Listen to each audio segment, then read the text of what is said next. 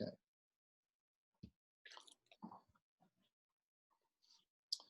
So I'm Francesco Pacifico. This is Claudia Rankine, fantastic American poet. We're here to discuss a couple of her books, Don't Let Me Be Lonely and Citizen, an American lyric that are, Citizen is out with 66THAND2ND editore, and Don't Let Me Be Lonely is soon to be out this fall. And then there's a third surprise book, the new Claudia Rankine book that we'll discuss at the end of this conversation. Called Just Us. Just Us.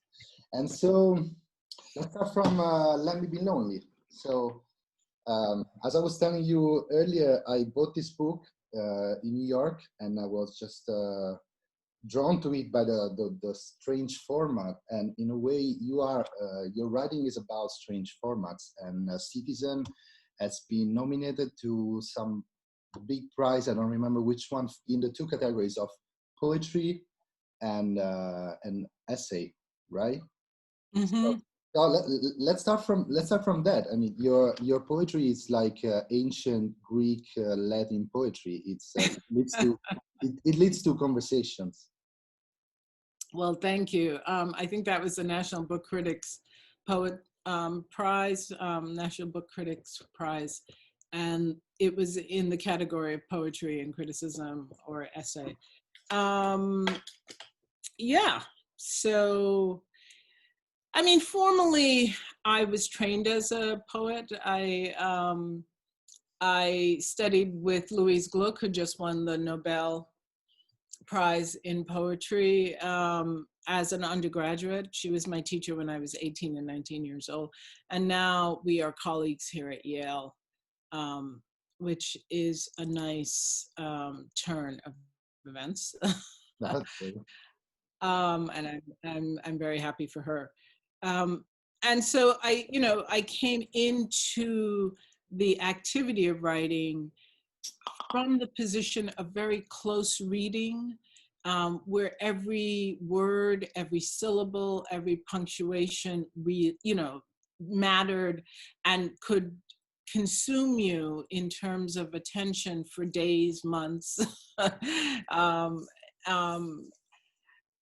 But as I have gotten older and I wanted the text to do other things, I became really interested in affect theory and how ordinary feelings affect the making of a thing. I've been interested in what visual culture does to the page in relationship to text. And so the books have opened up more and more to different genres as I've gotten older. It's interesting because Don't Let Me Be Lonely is full of, I mean, every chapter ends with this strange low-res picture of a TV set, and it sort of helps dating what the book is about. You get pictures of Ground Zero. This is a book that came out in 2005, right? Mm-hmm.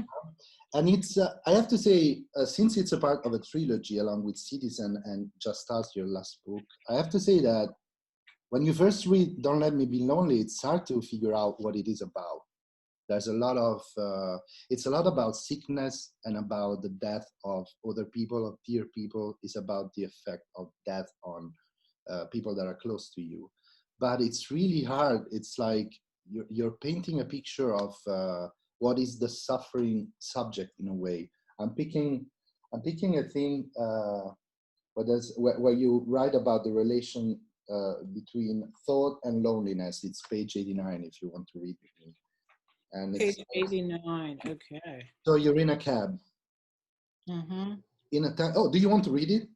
Would you like me to read it, or do you want to read it? No, read the paragraph. Okay. I read later.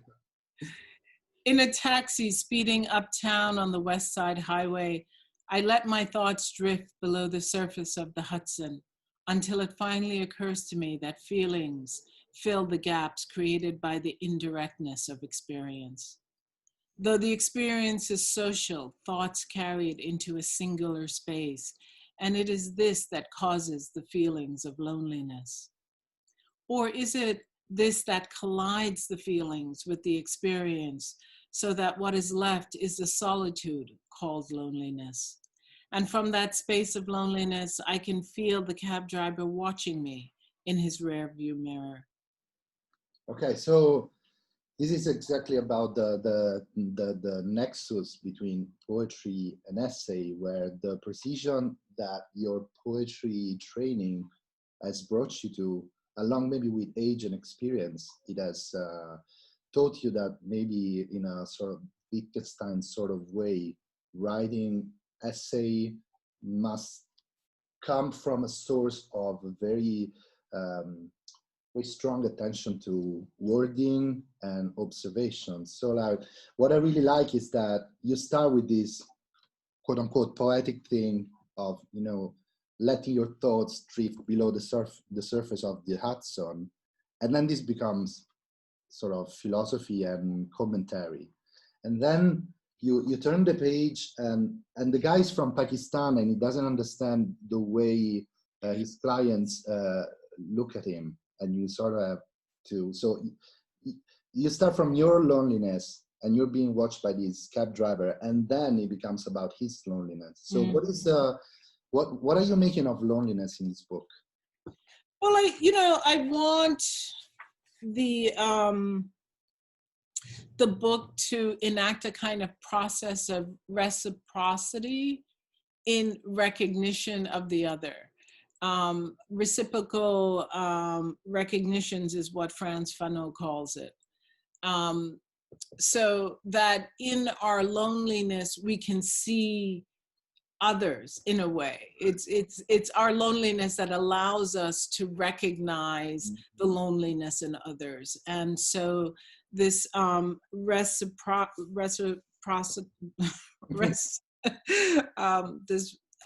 reciprocal recognition is that kind of being grounded in a thing that allows you to see a thing. That's right. So page 77. I'm sorry I'm being like sort of a scholar. No. Very close reading here. yeah, close reading. There's nothing else than close reading. Exactly. So there's this, I mean, the parts of the book that are about your sister's loss are, I mean, strong, gut-wrenching, but it's still about form and about philosophy all the way. So I'll try to talk about it in a respect. But let me say something about the I in Don't Let Me Be Lonely. The I in Don't Let Me Be Lonely is not me. Okay. I use the I as a kind of collective voice, but the sister, though this woman does exist, is somebody else's sister. It's a story that belongs to a very close friend of mine. Okay. And it's her sister, not my sister. Okay. But in the book, all of these stories are collected into the perspective of the I. So, you know, some people might say that's disingenuous in a way, but I felt like in this question of reciprocal recognitions that one can take on all of these stories as one's own. Oh no, of course. I mean, especially what you were saying before you clarified this. No, totally. I'm just shocked by the power of the language to make things real and just. So I'm reading this. It's the second paragraph. I'm amused about something else, but my sister is distracted because she has been asked to assess the value of her dead children's lives. She has to meet with an insurance adjuster. So far, they have only spoken on the phone. He wants her to put together information on her children. Think of it as a scrapbook, it said. Report cards, medical records, extracurricular activities. My sister isn't crying as she tells me this. Instead, she seems distracted and impatient.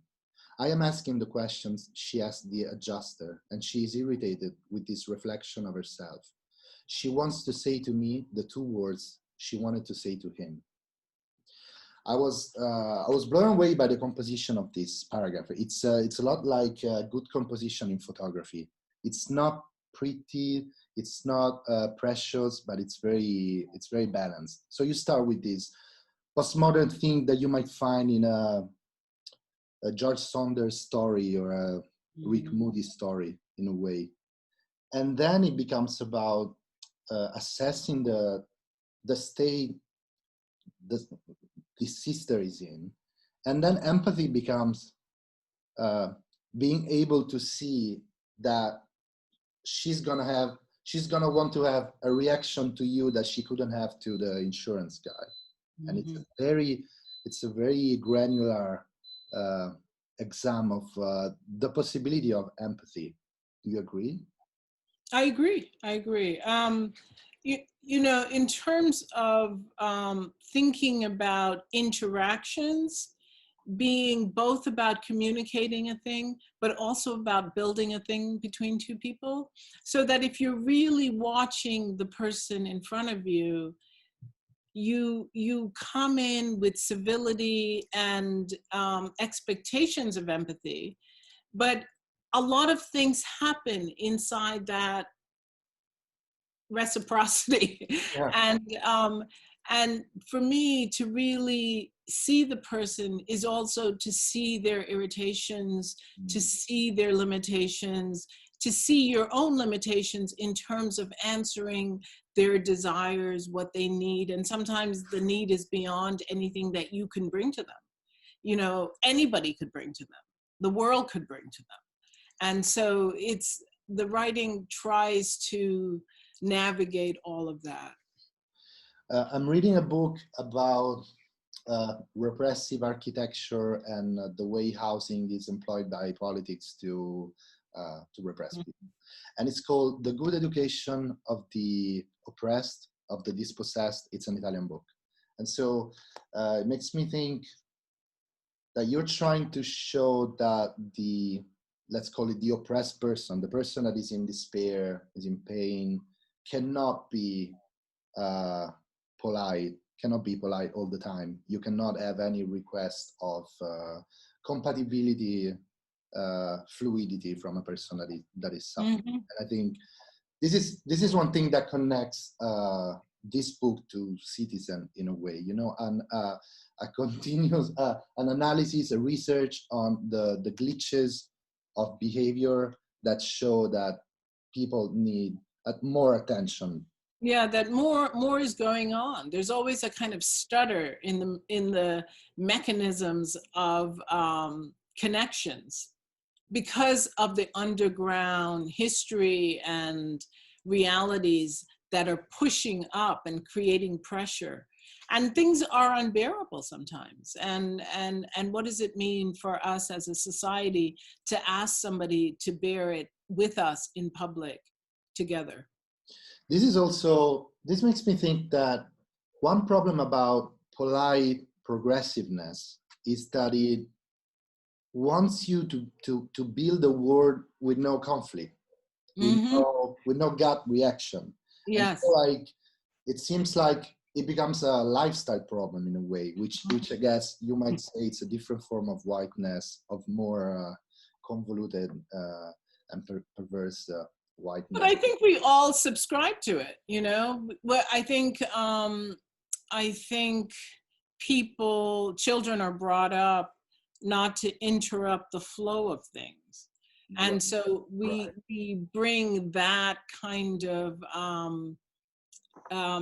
desire into our behaviors as we are older, and which means we put up with things that we shouldn't put up with. I mean, you know, you have homophobia, you have sexism, you have people, and you wonder, why did it take that long for somebody to respond to this thing? You know, the Me Too movement, that's crazy that it just happened right now, you know?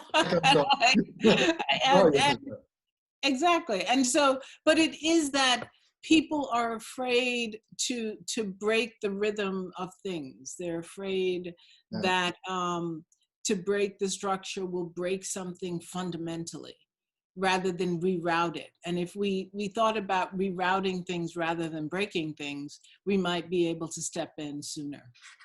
There's a part of the book that I think relates to this, where you're watching TV and there's a reversal of the political decision in South Africa to make certain drugs for AIDS unavailable. It's reverted, now they're available.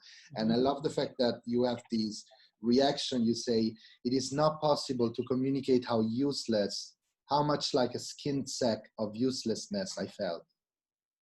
And it's a strong reaction that I feel as I'm reading, but it's sort of, you're sort of writing a utopia where we're not looking for a perfect world, but for a world where even good news may hit us so hard for reasons we cannot explain, right?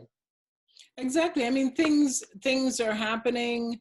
We are understanding why they should continue or should stop, or, you know, especially now in the United States with our present constitutional crisis and crazy sitting president. But it's that sense of like, how much can I do, and where are the limits of my sovereignty? And I think we come up against those limits all the time. And that is demoralizing. I mean, right now in the United States, the detention camps are still in play.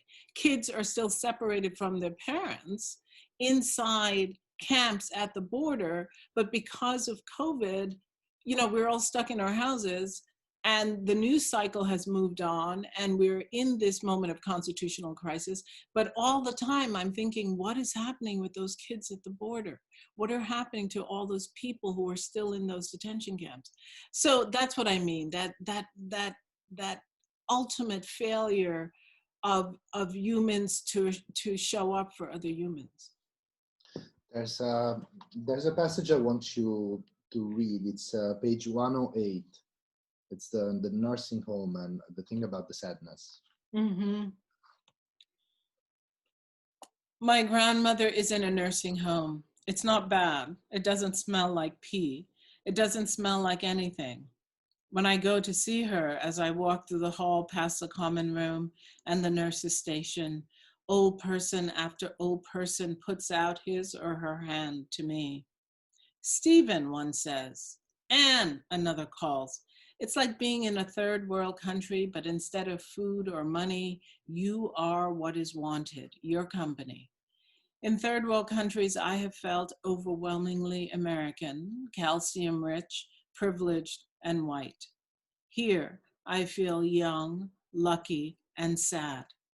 Sad is one of those words that has given up its life for our country.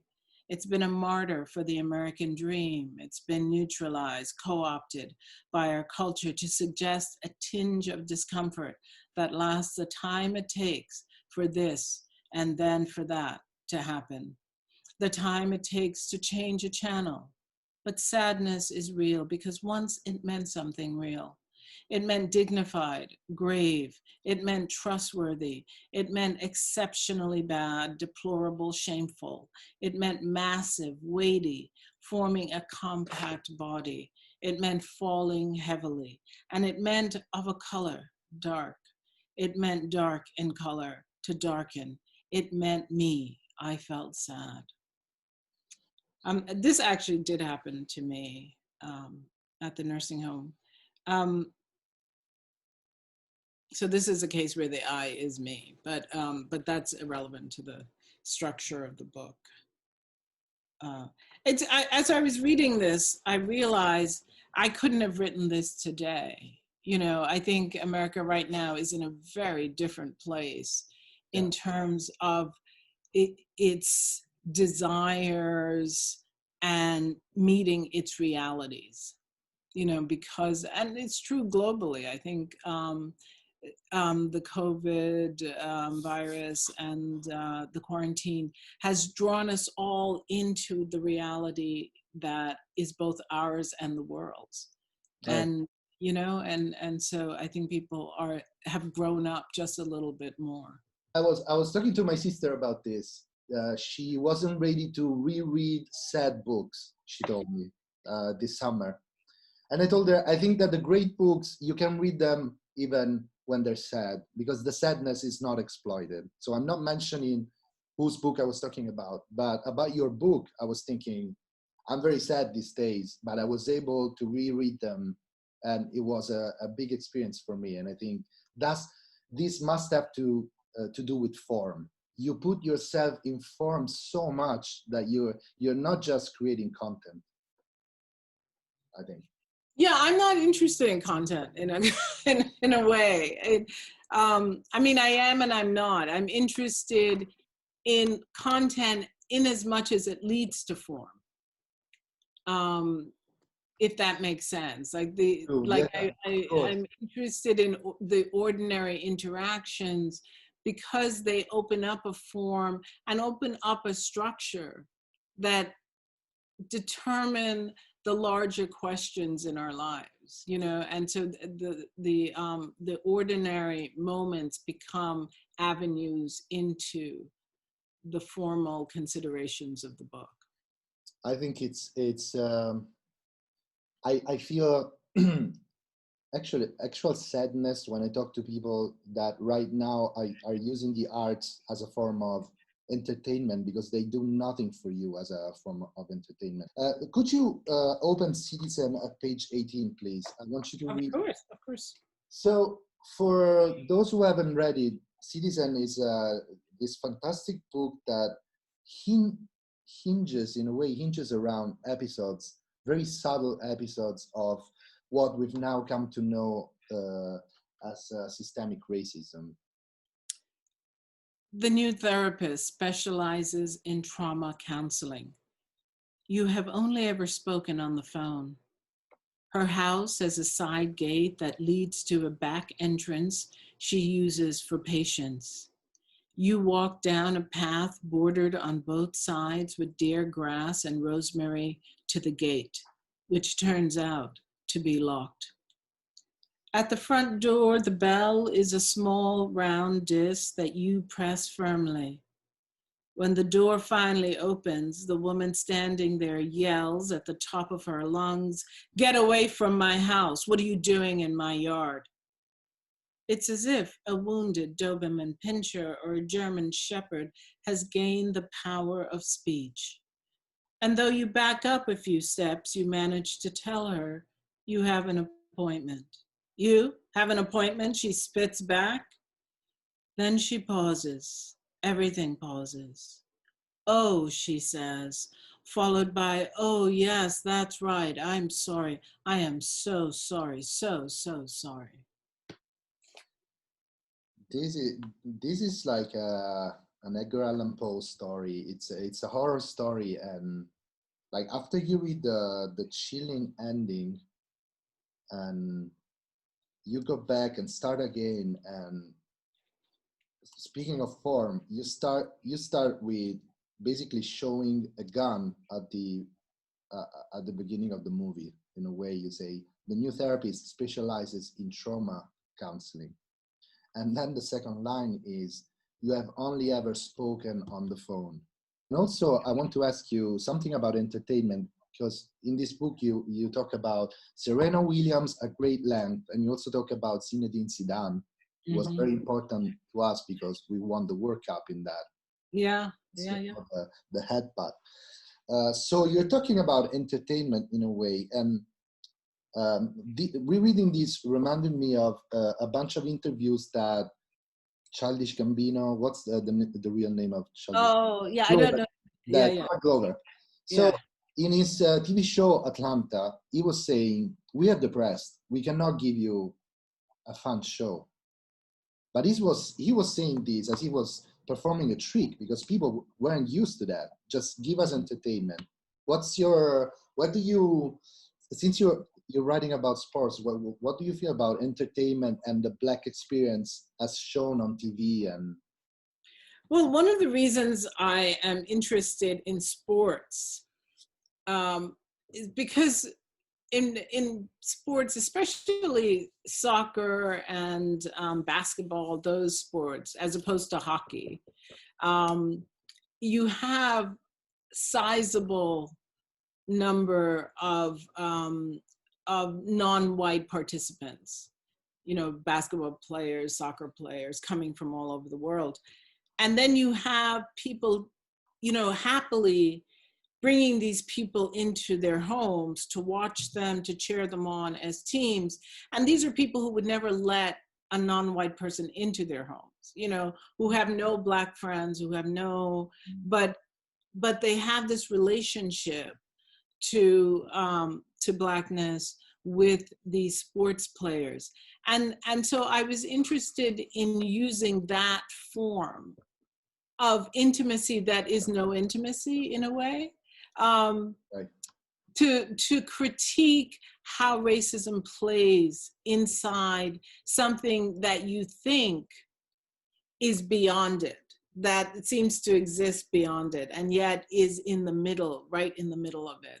And with Serena Williams and the Venus, you know, Venus and Serena, the Williams sisters, I was really interested in how a sport like tennis, which takes a lot of money, which has actively excluded other people from participating passively and actively over the years, which is becoming more and more open now, but how they came into the sport, how they were viewed, what incidents happened, and how many of the coaches were making calls that everybody around them were accepting, but that were flagrantly wrong. And you're like, what is happening? This is a whole new... What you mean calls? The coaches or the refs? Well, I'm sorry, not the coaches, The umpires. The umpires. Yeah. The umpires were making calls on balls that were good, calling them out, calling them bad, doing it repeatedly. And you're watching, you know, I'm sitting at home watching and thinking, why is no one saying anything? You know, what is happening?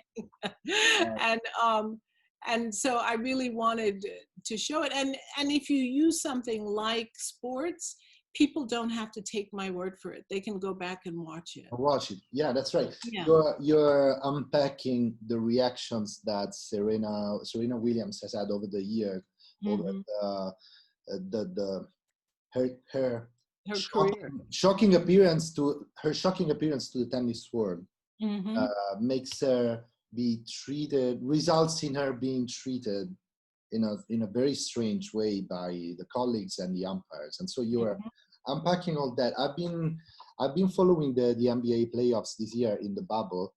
Oh, yeah.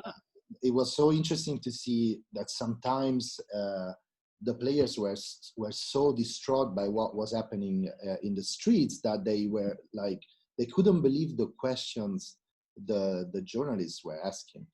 That's like, and we start to tune in on that, and it's very strong. And I want to say something about Italy.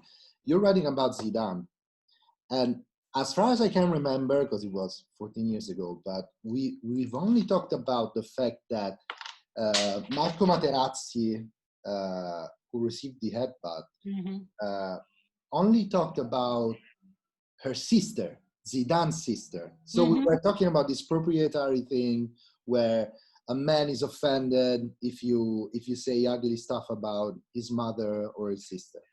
So this is where the conversation stopped. I don't remember it being about racism in the conversation. Yeah. And anyway, about all those kinds of reactions. Now it's sort of changing this year. I see that mainstream news, sports news programs are changing the way to talk about that. But it was, come on, take a joke.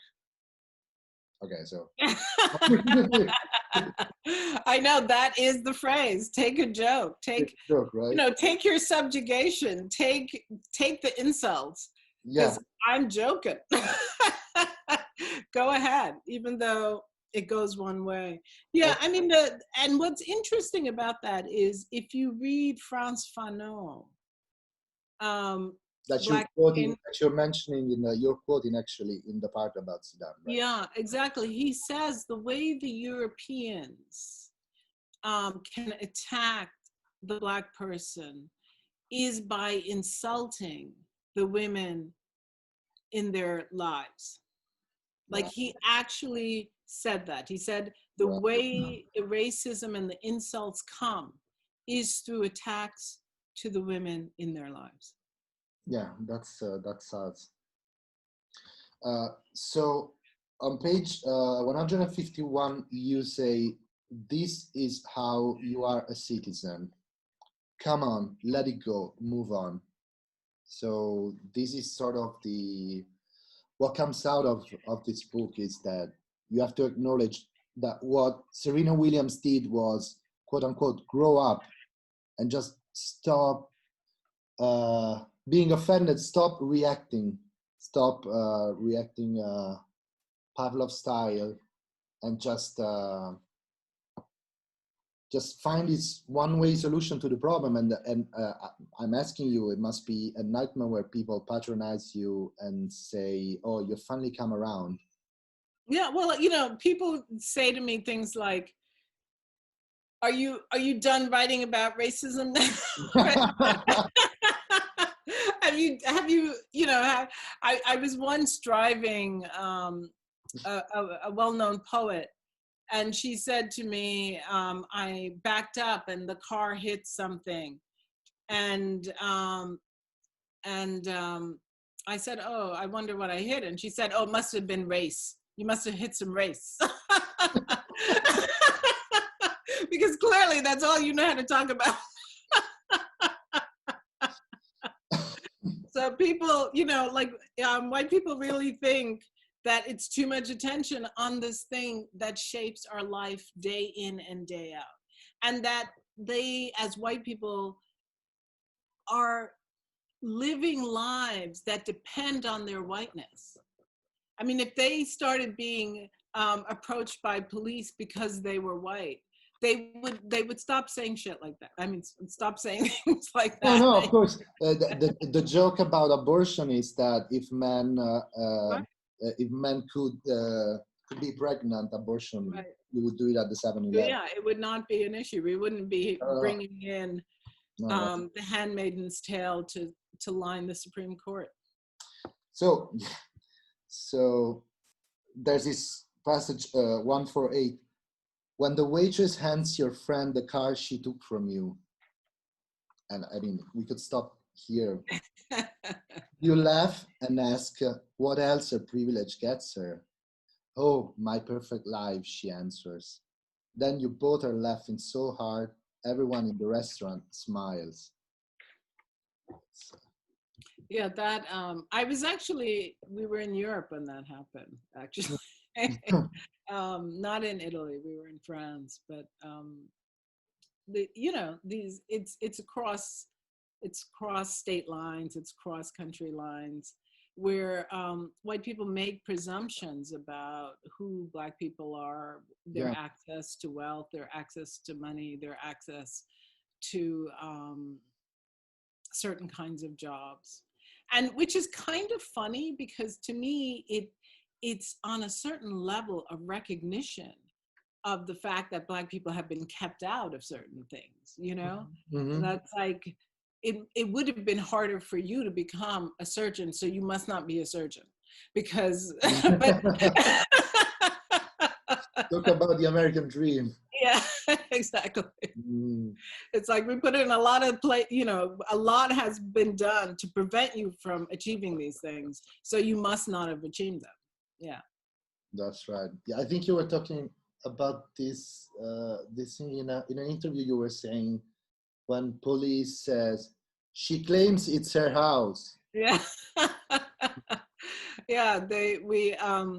I took my dog out for a walk, in the morning, and I forgot to turn off the alarm.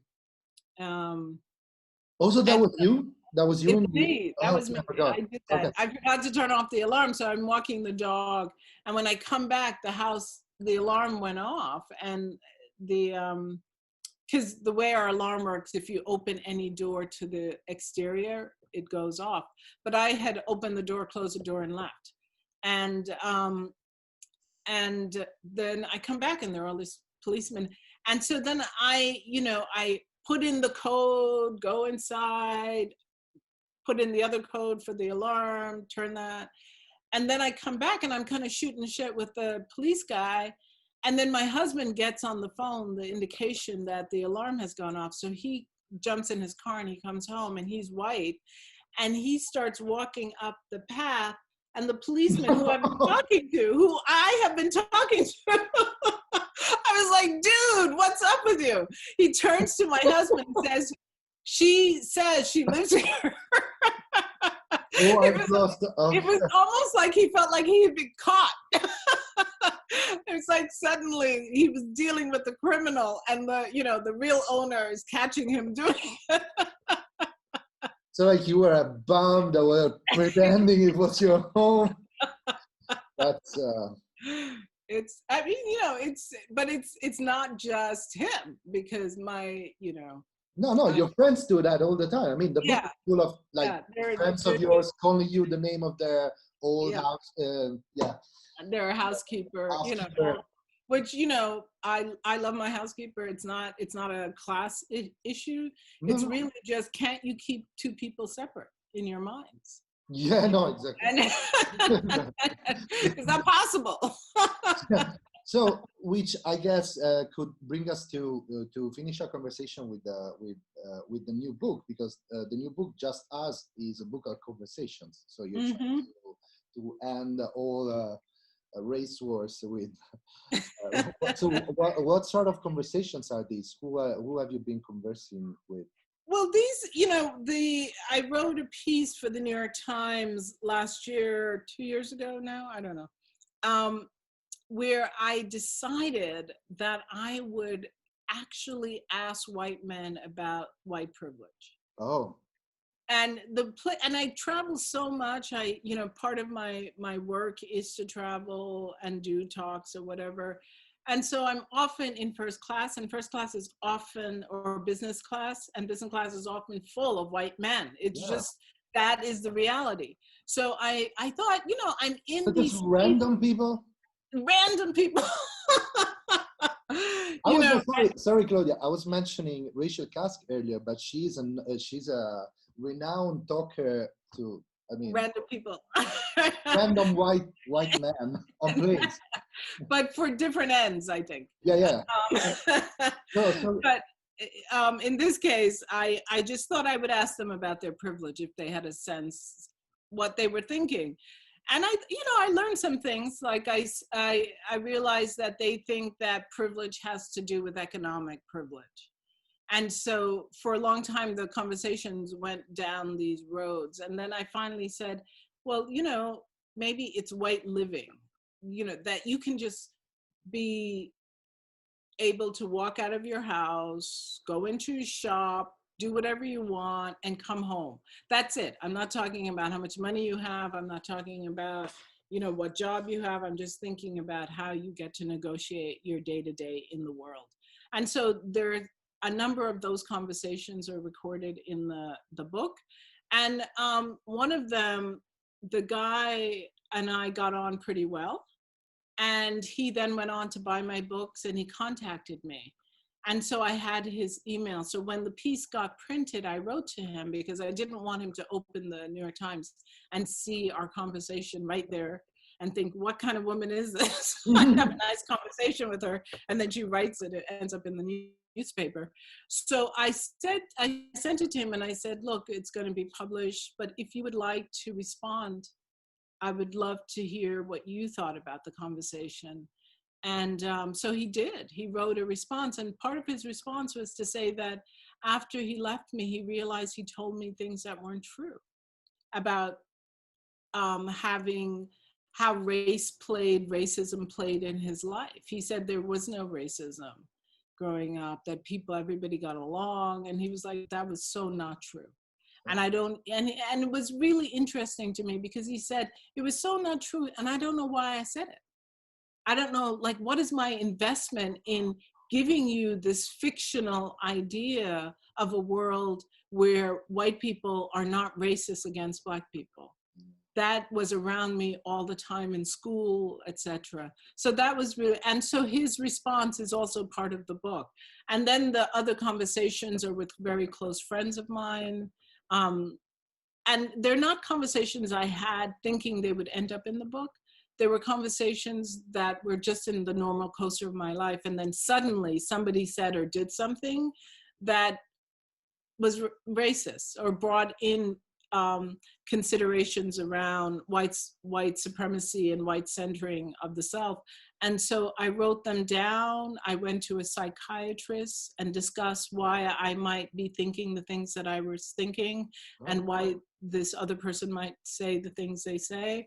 I then had a fact checker go through and give us like the factual historical situations that lead to the casual comments.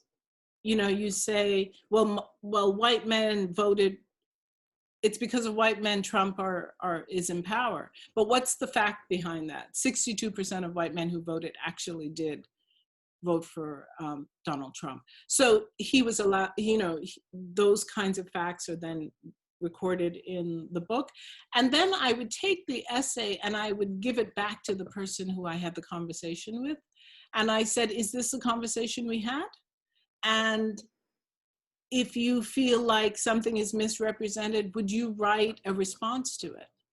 And nobody ever said that it was not the conversation we had, but they sometimes said, this is what I said, this is what you said, but it's not what I meant. And then they— even more interesting. Yeah, and then they wrote a response to try and explicate what it is they were thinking at the time. And so then that response is added to the end of the essay. And on occasion, I then respond to their response. So you're basically teaching poetry to these people because you're teaching them to edit themselves and to... Or to close read both me and themselves, you know, and to think about love as a kind of close reading. If, you know, if we really want to be in relation with each other, then we really want to close read what's happening between us so that we can evolve into a place that is more healthy than the one that we start out in. Thank you, Claudia Rankine. Till the next time. Thank you.